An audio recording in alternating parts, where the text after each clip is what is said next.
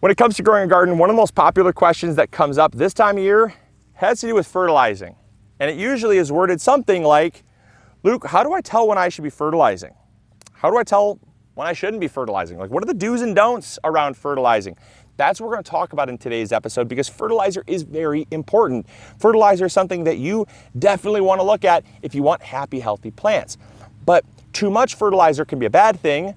Too much fertilizer can also be wasted money and wasted time, but not enough fertilizer or fertilizer at the wrong time can also mean stressed plants, decreased yields, and also wasted time and money in other ways. So we're going to talk all about that. I'm really excited. So let's get ready to dive on into this topic because I think it's a very important one. Let's go. When we planted these tomatoes, we applied fertilizer in the beginning. This is something that we like to make a practice of because when we're planting plants into the garden, it's far better to put the fertilizer in the planting hole where the roots are initially, because that's where they're going to come in contact with the food faster. And because they're going to come in contact with the food faster, it does not take as much time for them to react to it, and they're going to be able to grow a whole lot faster, get established sooner, and be able to start getting off to the races to actually producing food for you a whole lot better than if you were to top dress. Now, top dressing is the second form of fertilizing that you do if you don't fertilize when you're planting. Now, when you're planting, it depends. Are you applying a seed? Are you direct sowing? Or are you putting a seedling? If we are putting a seedling in the ground, we use Trifecta Plus, but just use whatever fertilizer you've come to know and love. I like Trifecta. That's what we use for our entire garden. It's an all-purpose fertilizer. It is a natural-based fertilizer. It has beneficial bacteria and fungi. It's very well-rounded. There's lots of videos on Trifecta. That's not for today, but that's what we use. And we use it in the planting hole when we plant our plants. However, if we're direct sowing, if we're sowing something like beans or carrots or beets or lettuce, we will actually just rely on the soil fertility itself, the compost that we have in the beds. The soil quality should be really great. And if it is really great, that's going to give the seedlings long enough to actually get up and growing, so that then we can actually take the fertilizer, we can actually apply it to the row, and we can actually work it in through top dressing, because top dressing is not quite as effective, but depending on how you're planting, it can be kind of a necessity, because young seedlings, even with an organic fertilizer, even with a natural-based fertilizer like Trifecta, you can still burn and harm really young, tender seedlings if you apply too much of it. And that's why with a seedling, we're applying it to the planting hole so it can actually just get growing really quickly, versus direct sown like in our carrots. We're actually going to top dress, and they need some food, so let's go give them some food. So our carrots here, we have a small, probably 25% of our raised bed with some carrots here. And we're going to take the Trifecta and we're simply going to apply about a 1/4 cup in between each little row here. Now, the reason why we're doing that is because they're already up and growing. The likelihood of them getting burned is a lot less than if they were just starting out as a young seedling. And then we're going to take our fingers or little scratchy tool and just work it in. The reason why we're working it in is because when you top dress, you don't want to just apply the fertilizer right to the soil surface and then not work it in, because as soon as it rains, it's going to simply wash that around, it's going to pool it up, it's going to move it around, and it's not going to be right where your plants are. So it's very important when you top dress to actually kind of scratch it in, just give it a loose scratching so it's actually inside the soil, not just sitting on top of the soil, and that way it has a far better chance of actually working for you when the plants need it. So that is how we top dress, and when we would actually top dress young seedlings like this. So let's say you've planted your plants and you've added fertilizer, but you think they might need some more. Let's talk about these tomatoes here.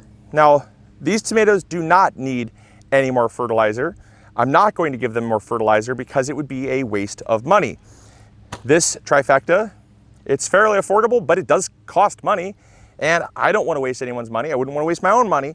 So I'm not going to fertilize. Why is that? I look for a few criteria. I look at the color of the leaves. You want to look at the leaves halfway up the plant. Do not make the mistake of looking at the leaves down below older, more mature leaves will always look yellow because they are slowly dying as the plant grows. As referenced by this one here. This is a sickly looking leaf. It was at the very bottom. It was some of the first leaves to form. That's not an indicator that our plant needs food. Halfway up the plant, if we're starting to see signs of yellowing or the undersides are turning kind of purpley or red, if the growth is slowing, if it is looking stunted in any way, that is where we would come by and we would fertilize. And what we would do is we would simply take the fertilizer, right? We're gonna pretend like this tomato plant needs the food. We're gonna come by and we're gonna give it a 1/4 cup of our fertilizer, but use read the instructions. Some need more, some need less. Give it a scratch in like we just did and water it in, watering it in. But we're not fertilizing if the plant is nice and green. We're not fertilizing if the plant is producing plenty of food for us. We're not fertilizing if the plant is not looking stressed in any way, because the plant is growing just fine and it's telling us, I'm fine. Now, obviously, if the plant tells you it's not fine, you're going to miss out on a little window of time where the plant is not fine. But in my opinion, I would so much rather have the plant tell me it's not fine than for me to go in and to over-fertilize, because over-fertilizing can also not only waste time, waste money, potentially over-fertilize and kill the plant, but it also can stifle development when it comes to fruit development, particularly with your fruiting crops. With leafing crops like lettuce, spinach, it's not as much of a concern. If you over-fertilize carrots, you'll get beautiful tops, no carrot roots. If you over-fertilize your radishes, you'll get very beautiful tops, very little roots. If you over-fertilize your tomatoes, you're gonna get beautiful, green, healthy, happy tomato plants that are 10 feet tall and look like the Jolly Green Giant planted them, but very few tomatoes. Why is that? It's because a very healthy plant is not encouraged to put out the fruit. Bean plants, give them tons of nitrogen, watch what happens. You'll get a beautiful plant, very little fruit. That's why it's so important that we fertilize the right time for where the plant is and what the plant is, and also kind of looking for some of those signs so we're not over-fertilizing, because we can actually really set our garden back. Now, there are some exceptions to the rule, and I'm going to talk about those exceptions now because we have here this bed in our giving garden, and this bed here has some zucchinis planted. We're going to have some cucumbers growing, some winter squash growing, and these crops use a ton of nutrients initially, and it is common to do 2 fertilizings with these crops. Now, these crops, they initially get some food with either a top dressing or a fertilizing right in the planting hole, just like we talked about. But then, as they start to flower, as they begin fruiting, we will actually give them another fertilizing.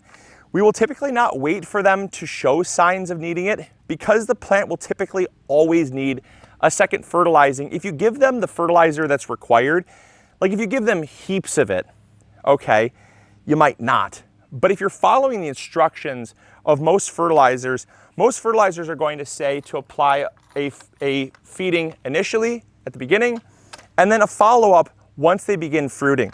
And that's because of just the amount of nutrients that they need to actually start growing, get growing. We want to make sure they can continue to grow and produce and are healthy their whole life. And so once we are done clearing out some of these weeds here, because we don't want to fertilize the weeds, we want to fertilize the zucchini.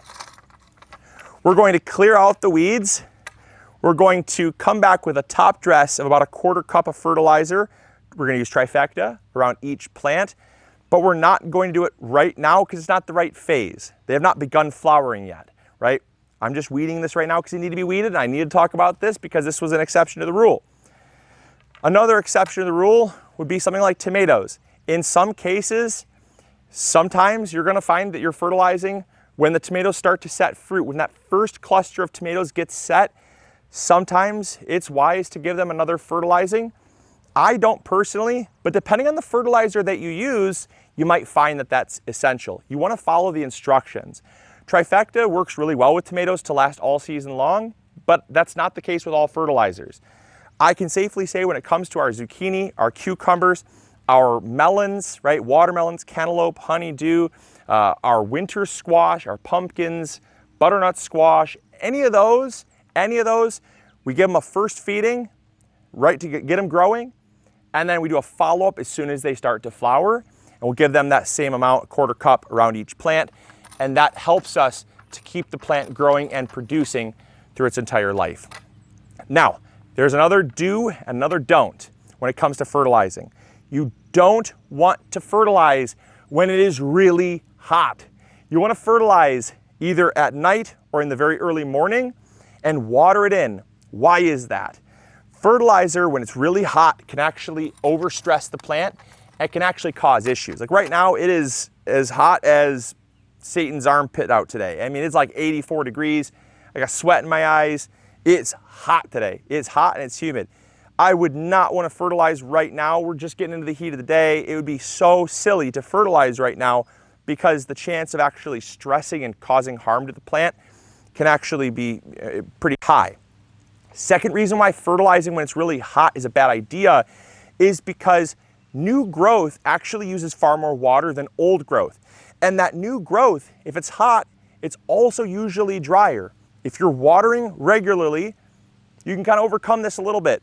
But if you're not watering as regularly and you fertilize, that new growth can actually use more water and it can actually cause stress, which can invite aphids, can actually, cause the plant to be stressed and to yield less, grow less, and they can actually start to sometimes turn yellow because of the stress. And then you think, I need to fertilize again. I just fertilized, but maybe I'll give it some more. And then that exacerbates the problem. So just avoid fertilizing when it's really hot.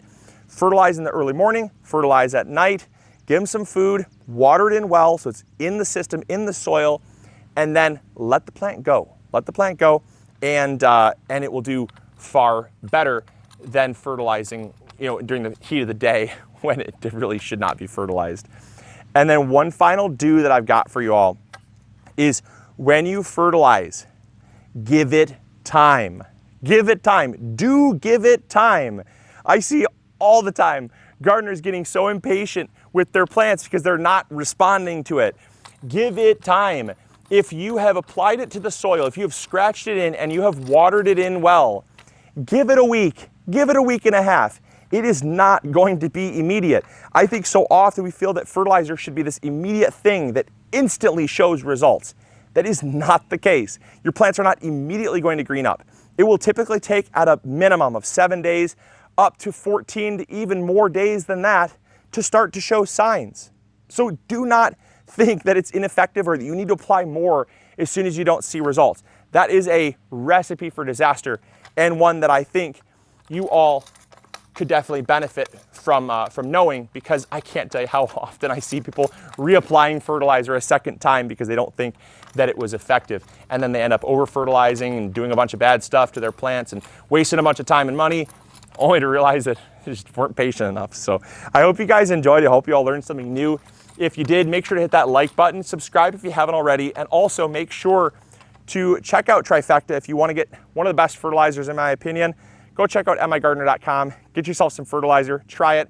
I guarantee you, you're gonna love the results you see. So as always, this is Luke from the MIgardener channel, reminding you all to grow bigger, and happy gardening. We'll see you later, bye. Hey, thank you so much for watching today's video. I really appreciate it. If you enjoyed, consider clicking this one. You'll probably enjoy it just as much. I wanna thank you for your viewership, because without it, this channel would not be as amazing as it is. Also, if you haven't subscribed, consider subscribing. It's free, and we upload videos every Monday, Wednesday, or Friday.